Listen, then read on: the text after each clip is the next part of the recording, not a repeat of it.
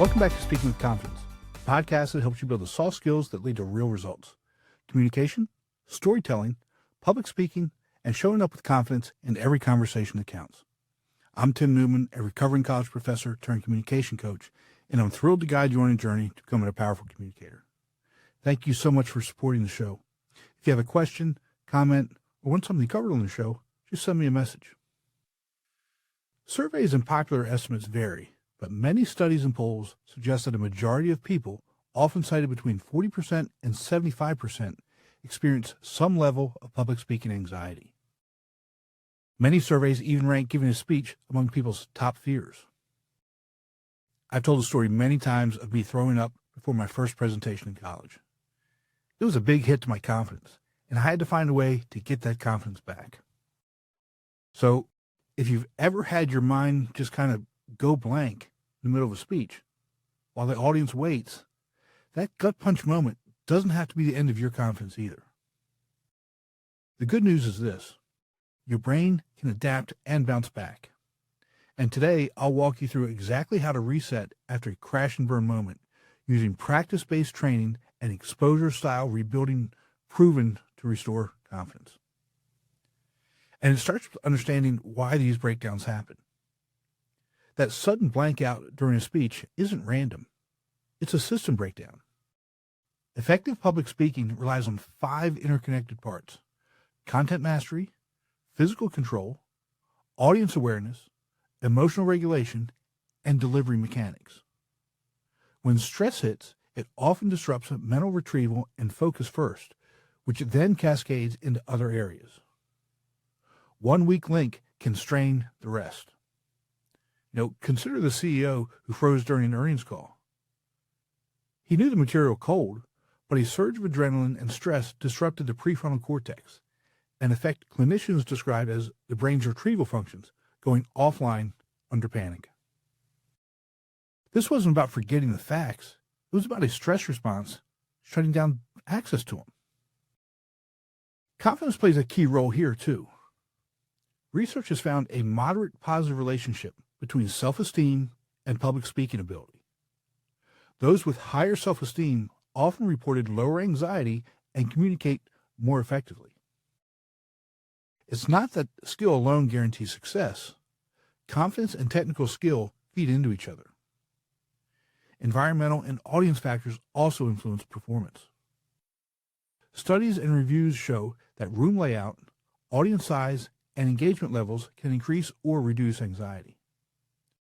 Larger spaces or higher ceilings can subtly increase scanning and distraction, while even a small, attentive audience can make a speaker feel more at ease. Factors like audience facial expressions and perceived evaluation can shift your stress levels in real time, sometimes creating a feedback loop that derails delivery. And these breakdowns can happen very quickly. Poor breathing control affects vocal stability. Weak structure planning adds cognitive load, making it harder to stay present with your audience. Physical tension from skipping a warm-up can restrict gestures and pacing. And each falter compounds the rest. The first step towards fixing the problem is knowing where it starts for you. Record your last 3 talks. This is a technique widely recommended in public speaking training, and review them carefully. Watch where you lost your place, when your breathing became shallow, or when your gaze and gestures changed. These are measurable markers that you can target. Identifying these patterns gives you a specific starting point for strengthening the right subsystem, instead of just practicing everything in hope that everything improves. Once you can see the exact failure points, the question becomes how to rebuild them in a way that's safe, gradual, and designed to restore confidence piece by piece. After a setback, tackling a full-length presentation right away often backfires. It's kind of like attempting a heavy lift immediately after an injury. Your body just isn't ready for it.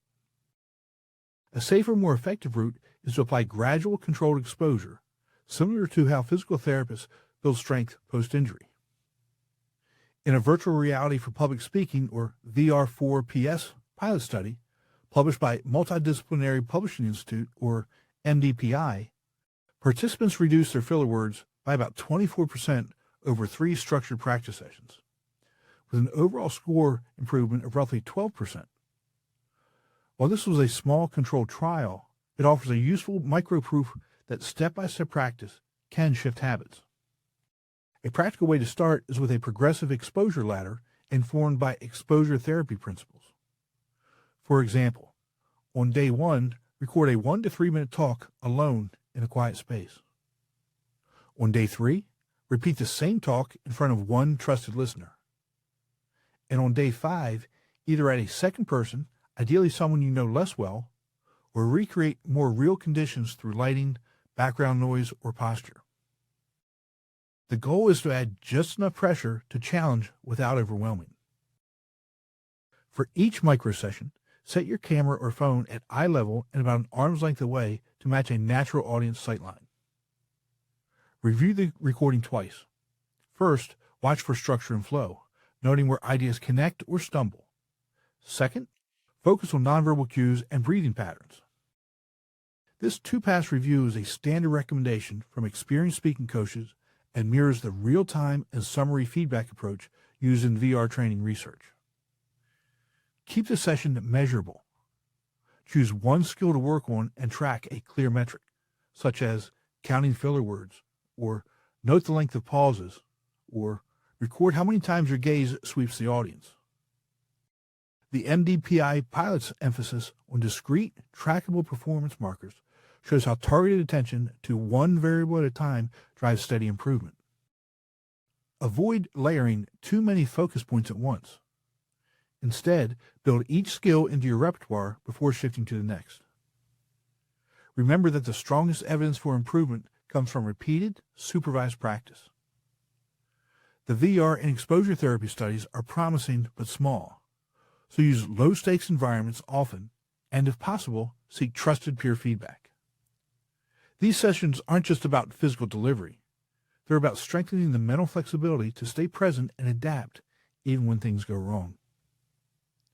That mindset shift is where lasting recovery truly takes root. One of the most effective shifts you can make now is in how you mentally frame a setback as it happens. In both coaching practice and clinical approaches, structured reflection, journaling, and cognitive appraisal are used to reduce rumination and turn mistakes into concrete learning steps. Instead of mentally replaying the error on a loop, you create a scaffold your brain can actually work from. A simple version I give clients is a 4-step reframe. First, name the slip, such as, lost my place at slide 12. Second, identify the likely cause, such as, room was colder than rehearsals, tightening my throat. Third, choose one specific fix, such as, mark transitions in bold. And fourth, schedule that fix. For example, practice cold room run-through on Thursday. You need to write this down right after the stumble. This keeps the mind in a problem-solving mode and prevents the moment from hard setting into self-criticism. To support this, use a brief post-event journal. Begin with a factual sequence, then write one sentence on how you felt, and finish with a single targeted action step. Guidance from coaching and counseling literature suggests that separating facts from emotions and actions can interrupt unproductive rumination and give you a clear next move. You can also reduce decision load in the moment by using a 3-layer outline for your speech. You've got must-say points, should-say details, and could-say stories. Coaching sources and performance preparation guides indicate that working from this kind of scaffold lowers freeze risk because you always have your non-negotiables at hand. And for Q&A, prepare the first 2 or 3 lines you'll use for the most likely questions. Training materials from VR pilots and performance coaches both stress that having pre-built openings reduces hesitation under pressure.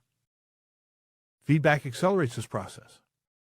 In VR training pilots and structured practice programs, sessions with focused peer feedback outperform solo repetition. Set up a short weekly exchange with one trusted person. Give them a single prompt, like, mark one place where I lose breath or pace, so the feedback stays specific and actionable. Finally, anchor the habit with short daily practice. 10 to 15 minutes on one skill, followed by 3 to 5 minutes of reflection or immediate playback review. Multiple coaching case studies and practice systems show that these brief, focused sessions support steady improvement without overload. And when these mental and structural supports are in place, the next step is to put them into a concentrated testing period that shows you measurable progress in a short amount of time. Remember, the small VR 4PS pilot published in MDPI documented measurable gains over 3 structured practice sessions. Again, participants reduced filler words by about 24% and showed roughly a 12% improvement in overall performance scores. While preliminary, these results align with gradual, targeted exposure as an effective recovery method. Here's a 3-day reset you can run. Day 1, record a 90-second micro talk and choose one measurable target, like filler words or pause length or breath control. On day 2, use the 4-beat reframe on a past stumble, apply one fix, and redo the recording. And on day 3, deliver the same talk to one observer, tracking only that single metric. Try it and post in the comments which metric you'll work on. Remember, confidence comes from strengthening, rebuilding systems. Content mastery, physical control, audience awareness, emotional regulation, and delivery mechanics. Focused, measurable practice is the path forward. Remember, we're looking for progress, not perfection. That's all for today. Be sure to visit speakingwithconfidencepodcast.com to get your free ebook, The Top 21 Challenges for Public Speakers and How to Overcome Them. You can also register for the Forming for Public Speaking course. Always remember, your voice has the power to change the world. We'll talk to you next time. Take care.